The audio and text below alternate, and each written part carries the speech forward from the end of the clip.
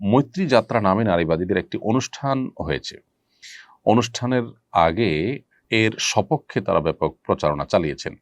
তাদের পেজে নানা ধরনের ফটোকার্ড প্রচার হয়েছে এবং অনুষ্ঠানেও নানা ধরনের ফেস্টুন এবং নানা ধরনের লেখাজোখা প্রচার হতে দেখা গেছে। সেগুলোতে যে সমস্ত বক্তব্য রয়েছে তা হলো সম্পত্তিতে নারীর সমান অধিকার নিশ্চিত করো, নারীর শত্রু ধর্মীয় মৌলবাদ, ট্রান্স নারীরাও নারী, পাহাড় থেকে সেনা প্রত্যাহার করো, তারপর আমরা সবাই চাই আমাদের হিস্সা, এই জাতীয় কথা লেখা ছিল। এ ব্যাপারে আপনার মন্তব্য কামনা করছি। দেখুন, মৈত্রী যাত্রা নামে যে অনুষ্ঠান হয়েছে আমরা খুব নিবিড়ভাবে পর্যবেক্ষণ করে দেখেছি, এখানে আসলে নারীদের অধিকারের চাইতে এখানে যারা নারী নন, যারা ফেক নারী, তাদেরকে রিপ্রেজেন্ট করার চেষ্টা হয়েছে বেশ জোরালোভাবে এবং বেশ প্রকটভাবে।